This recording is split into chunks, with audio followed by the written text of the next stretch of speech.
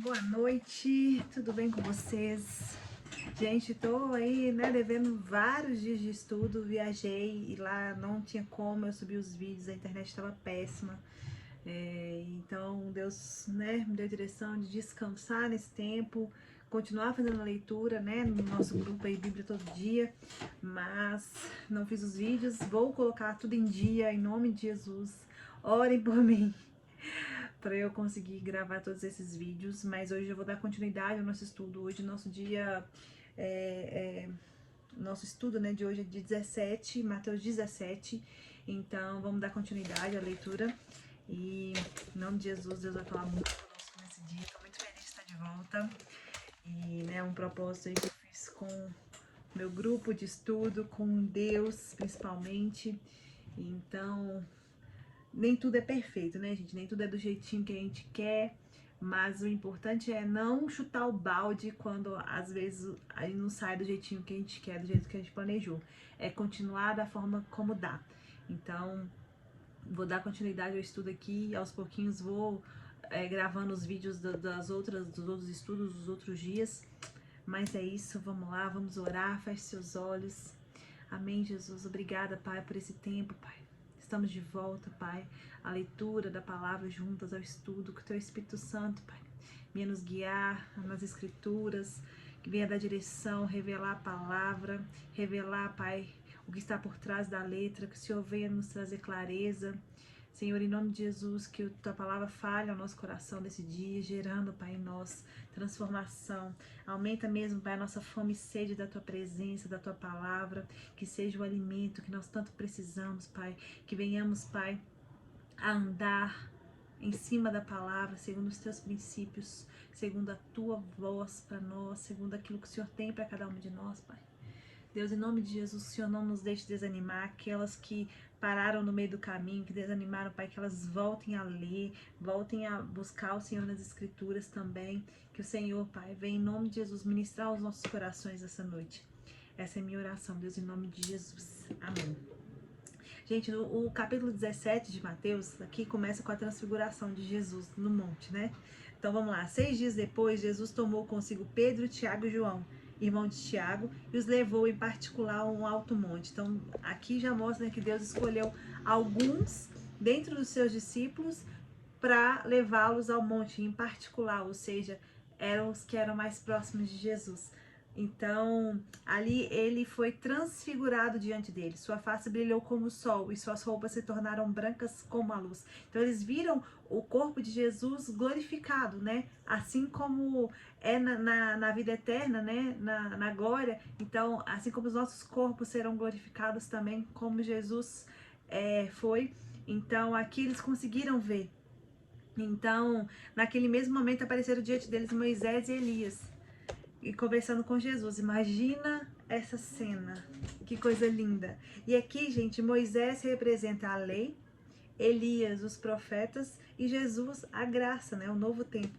Então, Pedro disse a Jesus: Senhor, é bom estarmos aqui. Se quiseres, farei 3 tendas, uma para ti, uma para Moisés e outra para Elias.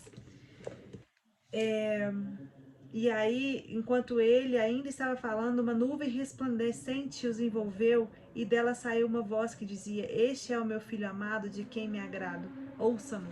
Então, Deus aqui fala através, né, dessa nuvem de glória mesmo, uma nuvem resplandecente falando, confirmando que Jesus era o seu filho e falando: ouça-no. Ou seja, Pedro, para de falar, ouça aquilo que o meu filho vai dizer. Não é Moisés, não é Elias, não é a lei, não são os profetas, é o meu filho, né? Então, escute o que ele tinha a dizer, é que Deus estava falando através de Jesus, né? Então, é lindo ver isso, gente, porque só aqueles que reconheciam mesmo que Jesus era o Filho de Deus, eles puderam ver o corpo de Jesus glorificado. E isso também podemos levar para a nossa vida no sentido de que muitas pessoas andam com Jesus, dizem que conhecem Jesus, igual tinha outros discípulos juntos, mas poucos conhecem essa verdadeira face de Jesus, a glória de Jesus. Então, poucos experimentam essa glória porque às vezes não reconhecem verdadeiramente Jesus como um filho de Deus. Então, cabe a nós, né?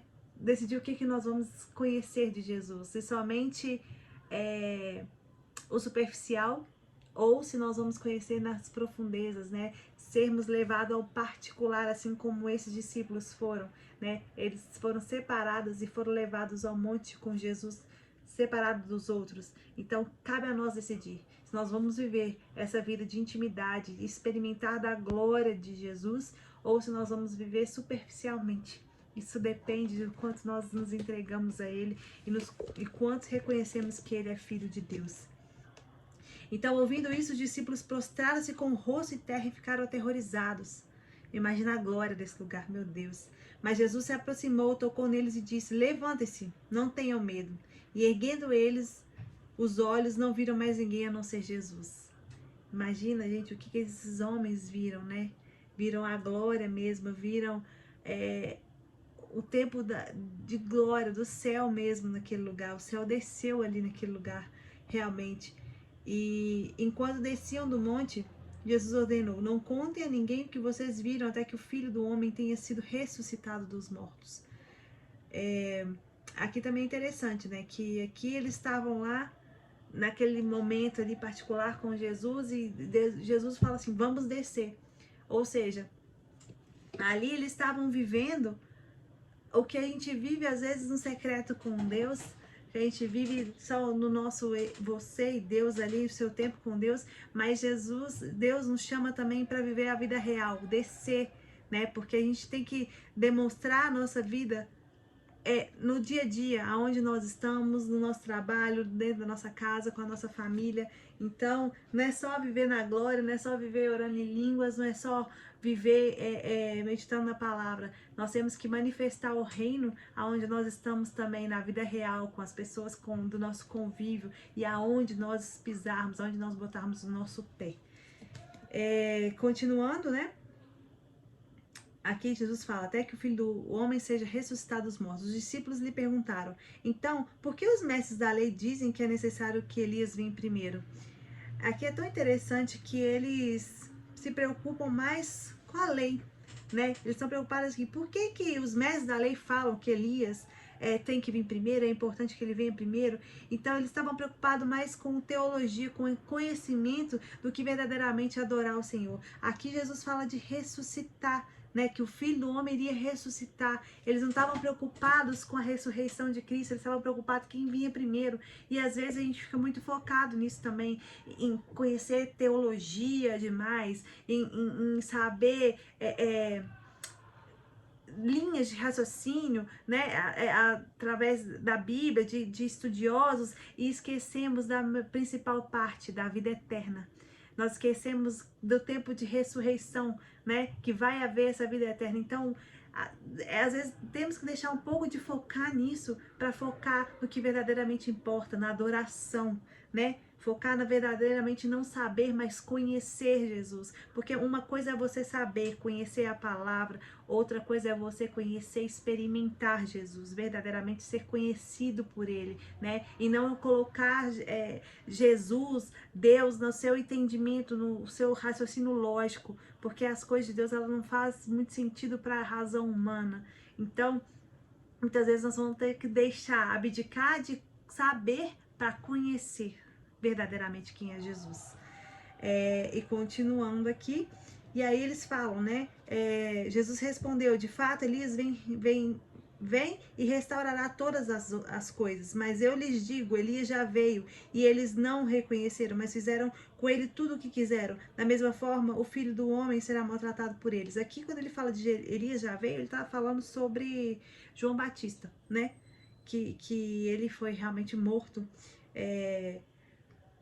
por eles, e ele fala, Elias, primeiro Jesus fala que Elias vem, depois fala que ele já veio. Quando ele fala que Elias vem, alguns entendem que ele está falando de uma próxima geração, a última geração, antes de Jesus voltar, né? Que é uma geração que vai ser avivada, uma geração que vai ser aquela que vai se consagrar ao Senhor verdadeiramente, assim como João Batista foi, né? Então, continuando aqui, Da mesma forma, o Filho do Homem será maltratado por eles. Então, os discípulos entenderam que era o João Batista que ele estava falando, né? Aqui eles explicam melhor. E aqui fala que João Batista ele carregava a mesma unção de Elias, que era um profeta. Continuando, a cura do menino endemoniado. Quando chegaram onde estava a multidão, um homem aproximou-se de Jesus, ajoelhou-se diante dele e disse: Senhor, tem misericórdia do meu filho. Ele tem ataques e está sofrendo muito. Muitas vezes cai no fogo ou na água. Eu trouxe aos teus discípulos, mas eles não puderam curá-lo. Ou seja, os discípulos que não estavam lá com Jesus, né? E Jesus respondeu: Ó geração incrédula e perversa, até quando estarei com vocês? Até quando terei que suportá-los? Tragam-me o menino. Jesus repreendeu o demônio, este saiu do menino, que daquele momento em diante ficou curado. Então os discípulos aproximaram de Jesus em particular e perguntaram: Por que não conseguimos expulsá-lo? Ele respondeu: Porque a fé de vocês que vocês têm é pequena. Então, aqui é interessante quando Jesus fala, muita gente fala assim, porque tem certa casta de demônios que são expulsas por oração e jejum. Mas aqui o que Jesus estava falando, na verdade, que eles não expulsaram os demônios porque a fé deles era pequena. Mas aqui não fala de uma fé pequena em sentido de dimensão. Porque logo depois ele vai falar da fé do tamanho do grão de mostarda. Ele está falando, na verdade, sobre essa vida de oração e jejum, elas nos devolvem a fé. Ela devolve a gente a fé, porque a oração nos aproxima de Deus, o jejum nos deixa sensível à voz de Deus. Então, quando ele fala que tem demônios que saem com oração e jejum, ele está falando que são pessoas que realmente estão consagradas a Deus, que são cheias de fé. Porque o que expulsa demônios não é a fé na minha autoridade, mas a autoridade de Jesus, né? Então, às vezes essa fé falha que ele está falando é uma fé que às vezes os discípulos poderiam estar achando que a autoridade que eles tinham que poderia expulsar os demônios, mas não, é através da autoridade de Jesus. Por isso que os nossos olhos têm que estar em Jesus, porque é Ele que nos dá autoridade. Não tem nada a ver conosco, não tem nada a ver com o nosso dom, com o nosso talento, mas tem a ver com o poder de Jesus que opera em nós. Né? Então é tudo através do nome de Jesus. Eu lhes asseguro que se vocês tiverem fé do tamanho de um grão de mostarda, poderão dizer a este monte: vá daqui para lá, e ele irá. Nada lhes será impossível, mas essa espécie só sai pela oração e pelo jejum. Então aqui, ó, nada lhes é impossível, porque se tiver fé do tamanho de mostarda, ou seja, independente do tamanho da sua fé, se você tiver fé, nada lhe será impossível. Então, aqui Jesus está reafirmando que a nossa fé tem que estar firmada nele, porque quando a gente tem fé nele, para ele nada é impossível. Então, a nossa confiança está nele, não na nossa própria fé, mas na fé em Jesus. Então, reunindo-se eles na Galileia, Jesus lhe disse: O Filho do Homem será entregue nas mãos dos homens. Eles os matarão e no terceiro dia ele ressuscitará. E os discípulos ficaram cheios de tristeza. E aqui novamente, né, eles estavam apegados àquilo que eles estavam vivendo com Jesus, mas esqueciam que essa ressurreição, ela não era, ela levaria mesmo à vida eterna, né? Então aqui tá falando de vida eterna. Então eles estavam preocupados com a situação deles, eles queriam Jesus perto, mas eles não entendiam o que seria verdadeiramente essa ressurreição, o poder dessa ressurreição, né? Então eles realmente, às vezes Jesus falava coisas com eles que eles não compreendiam, inclusive sobre a ressurreição. E agora no 24 fala o imposto do templo, né? Quando Jesus e seus discípulos chegaram em Cafarnaum, os coletores de impostos de 2 dracmas vieram a Pedro e perguntaram: Mestre, de vocês não paga o imposto do templo? Sim, paga, respondeu ele. Quando Pedro entrou na casa, Jesus foi o primeiro a falar, perguntando: O que você acha, Simão? De quem os reis da terra cobram tributos e impostos? Dos seus próprios filhos ou dos outros? Dos outros, respondeu Pedro. Diz-lhe Jesus: Então o filho está isento. Aqui Jesus estava falando, na verdade, da liberdade dos filhos, né? Porque o rei não cobrava imposto da família. Então, nós somos filhos de quem? Nós somos filhos do dono, do ouro, da prata, nós somos filhos do rei. Então, nós estamos isentos também dos pagamentos de impostos, ou seja, nenhuma dívida há. É isso que é importante. Então, aí Jesus fala assim, mas para não escandalizá-los, vá ao mar e jogue um anzol. Tire o primeiro peixe que você pegar, abra a boca e você encontrará uma moeda de 4 dracmas. Pegue e entregue a eles para pagar o meu e o seu imposto. Aqui é interessante que, apesar de Jesus falar para Pedro ali naquele momento que os filhos não pagam impostos, porque não há nenhuma cobrança sobre os filhos de Deus aqui, né? Ele quis mostrar uma forma ilustrativa, mas o que ele está falando que os filhos de Deus. É interessante que ele fala assim, mas vai lá só para não escandalizar, né? Vai lá, pega o peixe e lá vai ter o que a gente precisa para pagar o imposto. E Jesus estava pagando o seu imposto. Então falou assim, paga o seu e o meu. E o que é interessante aqui é que muita coisa nós sabemos que não, por exemplo, não é pecado, mas deixamos de fazer para não escandalizar os imaturos na fé, para não escandalizar os irmãos. Paulo fala isso em alguma carta dele. Então a gente foca mais no amor ao próximo do que na nossa própria vontade. Tem coisas que a gente sabe que se a gente fizer, não tem problema, que não é um pecado, mas a gente deixa de fazer para não ser pedra de tropeço para outras pessoas, para não levar outras pessoas a pecar, né? Então aqui Jesus estava ensinando isso, né? Para não escandalizá-los, vai lá e paga, né? Por mais que eu sei que a gente não, Jesus sabia que não precisava de pagar, porque é o filho do rei, é o filho do dono de todas as coisas. Ele falou assim, vai lá e paga para não escandalizar. Ou seja, para as pessoas que não entendiam quem ele era, não se ficarem escandalizadas. E o mais interessante aqui, que Jesus manda Pedro pescar. E Pedro era um pescador. Só que Jesus falou assim, agora você não vai ser pescador, você vai ser pescador de homens. Então, mas Deus vai lá, Jesus vai lá e manda ele pescar. E lá estava o sustento que ele precisava dentro da boca do peixe. Então, os recursos para patrocinar o avanço do reino, eles vão estar na habilidade que Deus nos deu. Então, muitas vezes, a gente pensa assim, nossa, mas Deus me chamou para a obra, Deus me chamou, eu tenho um chamado em Deus, mas eu não tenho recurso para fazer. Saiba que os talentos e os dons que Deus já te deu, as habilidades que Deus já te deu, elas vão sustentar e patrocinar o avanço do reino através da sua vida.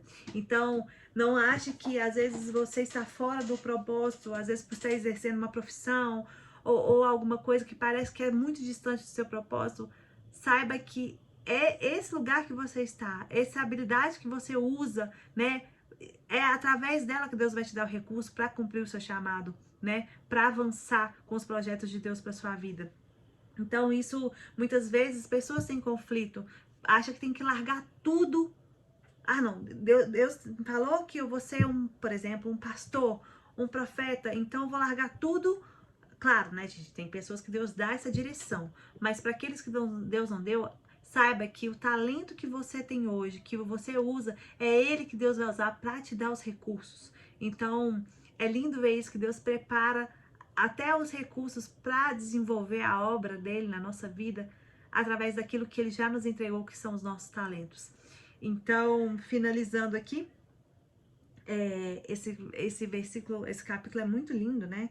Que essa transfiguração, imagina agora que esses discípulos experimentaram e Jesus nos ensinando aqui sobre a fé, né? Que a nossa fé tem que estar nele e ela pode ser esse tamanho que for, mas se a nossa fé for firmada nele, a gente vai fazer e viver e experimentar coisas impossíveis, porque para ele nada é impossível.